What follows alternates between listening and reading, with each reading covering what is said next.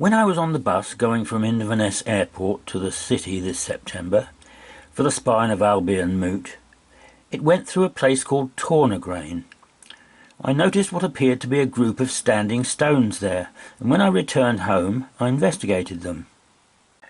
They turned out to be a group of new standing stones erected in 2015 at the beginning of the construction of a new town, Tornagrain, east of Inverness.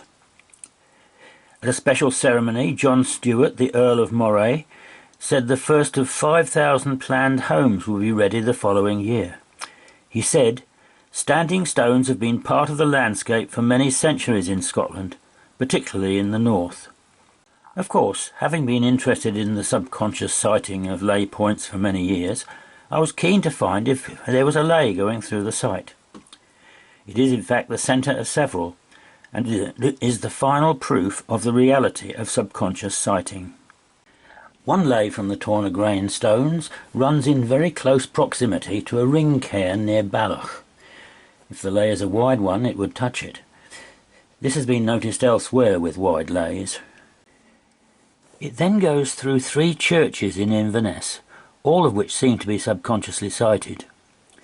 One of them is the Crown Church of the Church of Scotland, built in 1901. The next is Inverness Baptist Church, built in 1933. Then it passes through Inverness Cathedral of the Scottish Episcopal Church, built in 1869. It then continues on to the summit of Dunane Hill, overlooking Inverness.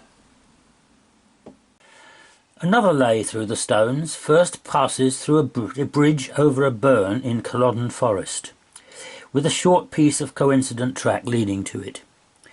It then goes on to a crossroads in West Hill, spot marked at 136 feet. This is a staggered junction between Tower Bray South and Nairnside Road, and appears to have a clump of Scots pines not marked on the map as a wooded area. The line continues through a roundabout crossroads at Milton of Lays, one of a number of places south of Inverness with the word Lays in the place name. It comes from a Gaelic phrase meaning mill farm of medicine. Could these have been healing sites? Next to the alignment comes to Lays Castle, about 3 miles from Inverness and built for Colonel John Bailey MP to a Samuel Beasley design in 1833. He was born at Inverness on the 10th of May 1772. He was the younger son of George Bailey of Lays, so the name of the area must have preceded the building of the castle. As well as a director of the East India Company, he was also a professor of the Arabic and Persian languages and of Mohammedan law. The lay next goes to 2 abandoned farms, both having the Lays name. The first is Brayton of Lays, one of the farms which served the estate of Lays Castle. The picture seems to show it on raised ground, with a coniferous clump behind, though it's not marked on the map as anything ancient. The source is geograph.org.uk and the author is John Allen, with the attribution John Allen /Brayton of Lays /CC BY-SA 2.0. The second is Balvenie of Lays, classified by Canmore as a building period unassigned and a kiln period unassigned with clearance cairns. Its alternative name is Big Burn.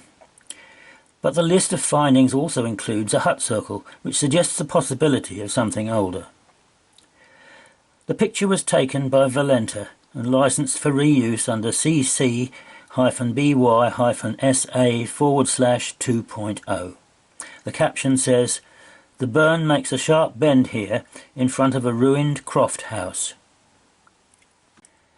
Finally the line reaches Carn Glass Neolithic chambered tomb, 3 linked cairns on a ridge. The burial site is 160 metres, 381 feet long, and is the longest known chambered cairn in Scotland. There are a group of hut circles to the southwest.